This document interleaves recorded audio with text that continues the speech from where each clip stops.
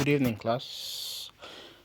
Welcome to another lecture session on fundamentals of project management, AMS 104. Now, in the last class, we looked at a couple of things that led us to looking at the steps that we need to account for, that we need to take note of when managing a project. We saw them. They range from defining the problem down to closing the project, and a couple of things that needs to be done in order to execute that. And one thing that comes to clarity, or becomes very clear, is that there's no systematic there's a systematic system or process flow that a project must undergo. Like any other thing in life, there must be a beginning and an end, and an in between, a middle. So, like with every other thing in life, a project is no different. It has a life of its own. But one thing that is clear is that there's no standard classification of projects. But basically, we can look at them under the industrial and the developmental. And what is common to each of these groups, whether industrial or developmental projects classifications, is that they can be divided based on a number of criteria. We have the nature of the work. Is it something that's repetitive, non-repetitive? And under that, you can talk of projects that have a single life cycle. When you are building a government building, for instance, there's only one CBN headquarters. So when that project was executed, it's nothing, you don't expect to have another headquarters, unless if for any reason that one is demolished or destroyed. The same thing with the Aso Rock. So those are non-repetitive. You're not going to repeat them again. And we have repetitive, like your farm project you carry out every year. Your life cycle of your program every semester, you must go through a process. For each course, yes, each course is unique, but your studentship is a routine something. It's repetitive. Each course you go through, there's a process. Introduction of the course outline, leading you to having lecture sessions, assignments are given, tests is given, exam, assignments, all those things, group presentations, as the case may be. So those are repetitive. Farm projects are the same thing too, year after year, season after season. You plant, you nurture, mulch, harvest. So they are tasks that are repetitive. Same with when you work with an organization. You are the customer care agent in the bank. It's a repetitive task. So projects don't have to be your standard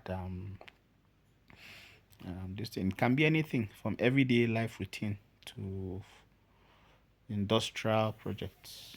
But in this context, we're looking at things that are done in a large scale. So that's why we have industrial and developmental.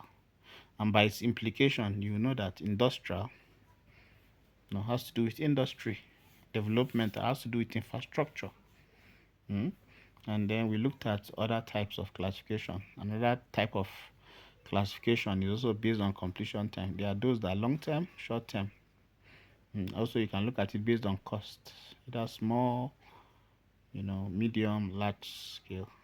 So in each project, you must have a term of reference. What is expected of you to do? Level of risk.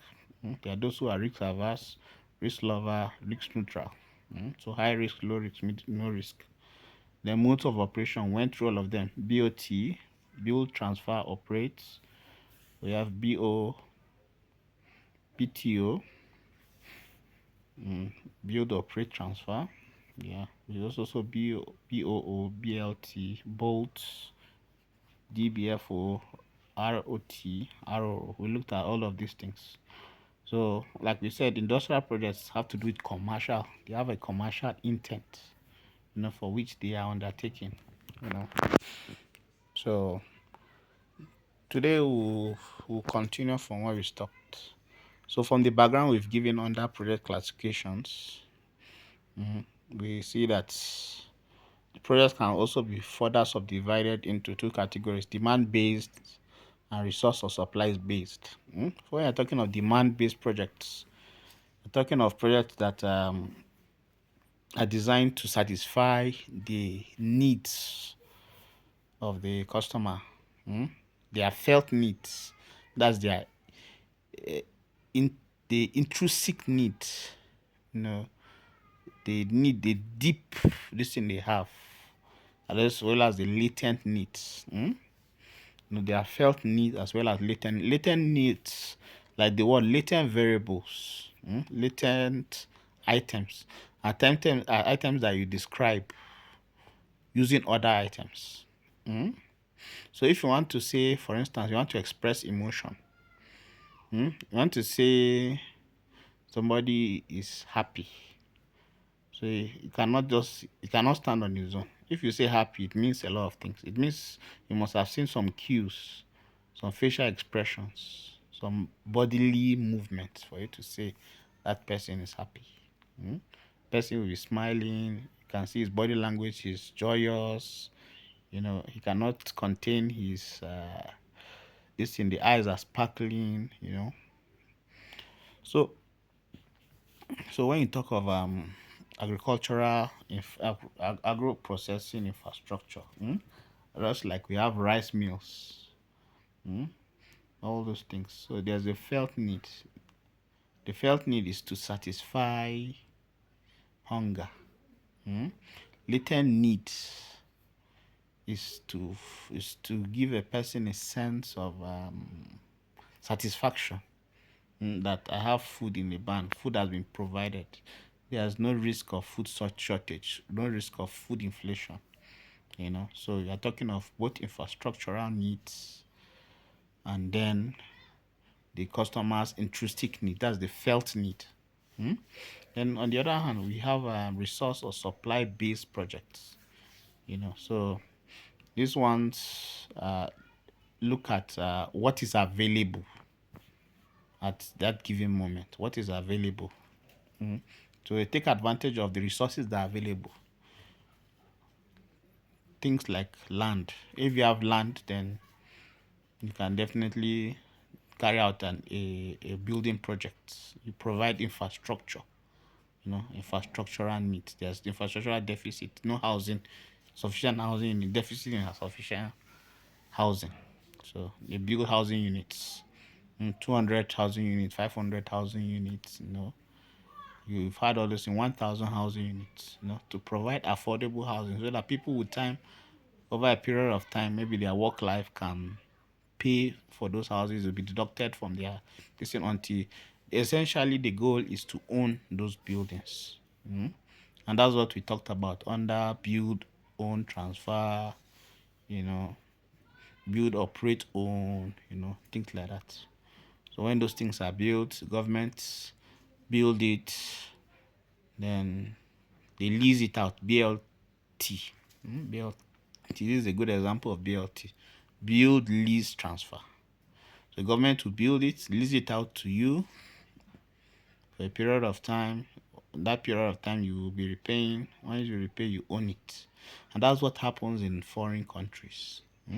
In foreign countries, they give you a loan. You live in the house and then you pay off while you are living there. But it's different in this part of the world. You have to gather the resources to build before you leave. Sometimes after people retire, they start talking of building. So throughout their work life, they have been subjected to paying rent. If you cannot save enough to build, then it's a problem. So you take advantage of available resources like land, like water, agricultural produce. With agricultural produce, you can further produce other goods, either commercial goods, either semi-finished goods. Semi goods, goods you use to produce the finished product. So they are in a semi-finished state, just like cement. Cement is not a finished product. The finished product is when you now mix it with other materials and build. So in its own, this thing is a semi-finished good. You also have raw materials. Yes, the skin of animals is a raw material because it's taken straight from the living animal. Cotton, and use it to produce fabrics. Use it to produce this thing from stone. From sand you can make glass, all those things. So those are the materials that you use, raw materials, minerals, even human resources. Yes, with human resources you achieve such projects. So projects targeted by successful R&D are also considered supply based. Supply based, why it's called supply or resource based, is because you need other materials, available materials, to get that finish good. Okay. Now we have developmental projects. You remember the first part was infrastructural. Now under project classification, we have infrastructure, which we just finished looking at. And now I'm looking at developmental. So for infrastructural, it could be for personal or customer goods, is an individual. But for developmental, it benefits the entire country. It's meant to benefit the entire country. It's projects that like when government built 200,000 units, the government of a state, yes, government built 200,000 units.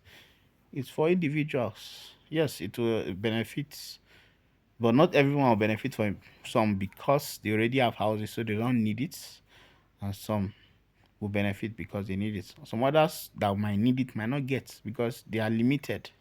But when you talk of developmental project, it benefits the entire country as a whole. So they are undertaken to facilitate the promotion and acceleration of overall economic development. This project acts as catalyst for economic development, providing a cascading effect. So the effects can be felt down from the top to bottom, from bottom to top, from left to right. So it starts at something, but it benefits everyone in the long run. you know so when you talk of developmental projects, you talk of projects that cover sectors like irrigation, agriculture, infrastructure, health, and education. Yes, free education, say for those in certain levels, primary levels in government schools, especially federal government schools, there's free education. That to go have a ripple effect. Health.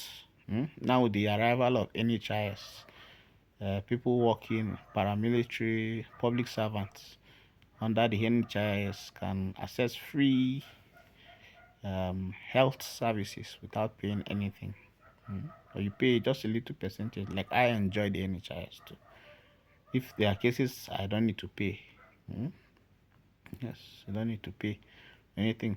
So for such this thing, wife can go through a cesarean section. CS is free. You don't pay anything. Certain drugs you just pay 10%. Those ones are not covered fully by NHIS. So the essential difference between industrial and developmental projects are summarized in the table. This is the table we have here.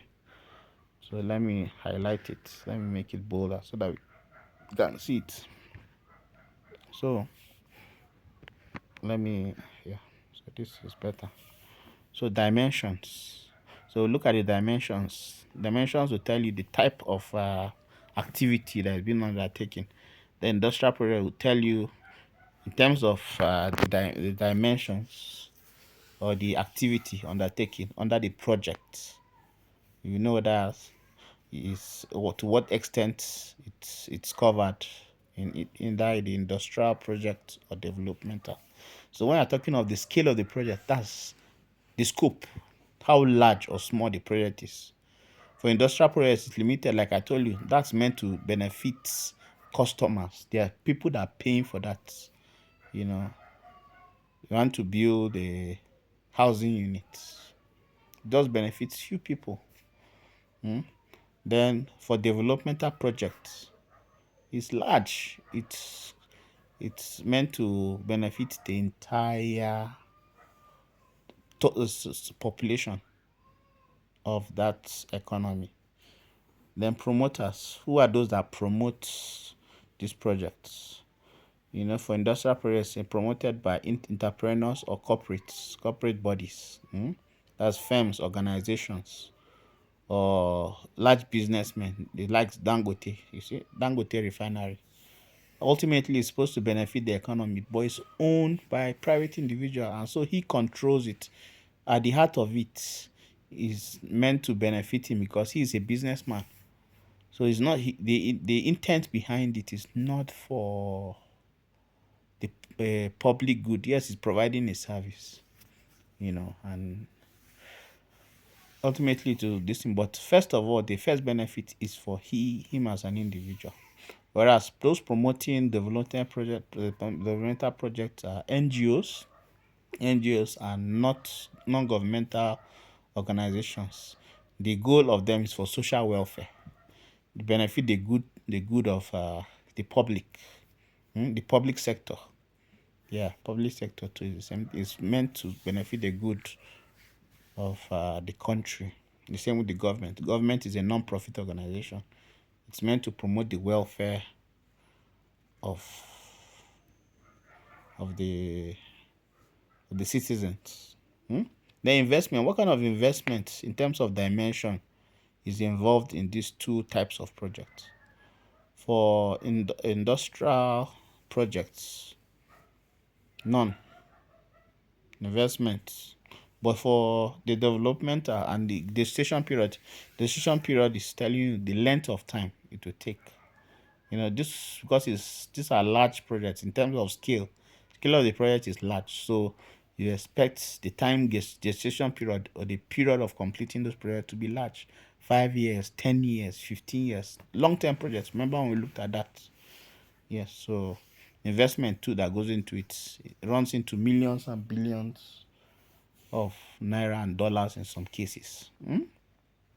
Then profitability. In terms of profitability, because you are dealing with industrial, uh, listen, the profitability is high because it's for individuals or a group of individuals or collection of companies, consortium of firms. So they are investing into that project to make profits. So the profitability there is high. And you look at the internal rate of return. What would it give over how many period? What's the period of time before they can recoup their investment? But then for developmental projects, because the goal is social good of the people, of the citizens. So you look at the profitability is minimal, and it might not be in terms of monetary terms. When that social good is provided, then people, the good that comes is a more economic rate of return. So people, there's a feel good. Government is able to fulfill the promises it has made to provide social good to the people, because citizens are happy, they're able to work, not have challenges, you know as health benefits, wealth benefits. They're able to cater for the needs of their families, and all of those things because of these what projects. So then, in terms of financing, the the industrial projects, in terms of financing, there's a stringent debt equity. Listen, when you talk of debt and equity, you're talking of capital structure. The capital structure, that's the combination of debt and equity. So it's very strict. You need this amount of debt. If you have too much debt, the company becomes over levered. Because when you have too much debt, it means most of the profit that comes in, and companies are business industrial projects are run by companies, by entrepreneurships, and their goal is to make profit. So their top profit comes tied down because of too much debt. So there should be a healthy balance between equity, what is being contributed, and you must bring in shareholders. That's why you have IPOs, So you have people investing in your business and all of that. Then for developmental projects, because it's for the social good, it operates on a higher debt equity norm. Yes, borrowings. You see our budget that was approved for 2025 it's from 40, is it 47.5? It rose to, initially projected was 47.5. It rose to 54 point something. And out of that 54.99, and out of that 54.99, about 18 point something trillion naira will be used to repay debts. Remember, our budget is being financed by debt, a large amount of debt, apart from interest coming in from revenue generating bodies like the FIRS, customs, and other related bodies. So the combination of equity, but most times the debt is higher. So that's why it is it operates on a higher debt equity norm. So the capital structure, expenditure is quite high. What to be invested in projects, infrastructural deficits, to reduce infrastructural deficits in terms of building, in terms of social good, bridges, other infrastructure that need to be built, farming, providing of employment, is debt. This in recurrent expenditure is very high because you have to pay salaries. So, and so financing, you have to also consider the human capital as well as other resources. So it operates on a high level.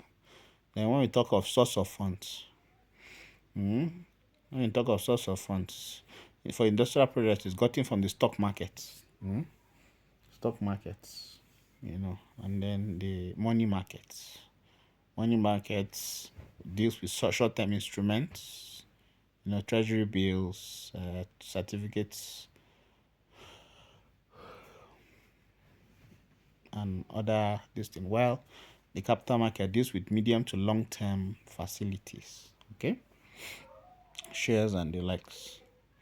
Then for development projects, it might come from international organizations, what we call IFIs, international financial institutions, such as World Bank, International Monetary Fund, African Development Bank, that's ADF, DFID, and others are mostly as loans, like I said.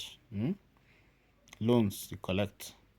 And also sometimes grants. Get grants from such bodies, from other governments, foreign governments. Then the interest and repayment period. What is involved when you talk of interest? That's the cost of borrowing, and then repayment. What's the gestation period before you are required to repay? Is there a grace period? What's the moratorium? So for interest rates, it's based on the market rate. What is the pre-existing market rate as defined by the Central Bank of Nigeria, in this case? And payment period is usually between 7 to 10 years. But for developmental projects, the interest that will be charged will be low, in single digits, for funds that are borrowed, and the period of repayment can be between for a long time, medium to long time. But this is just a short time period for infrastructural or industrial projects. Okay, so I don't want this video to be too lengthy, so in the next video we'll look at project management. Thank you.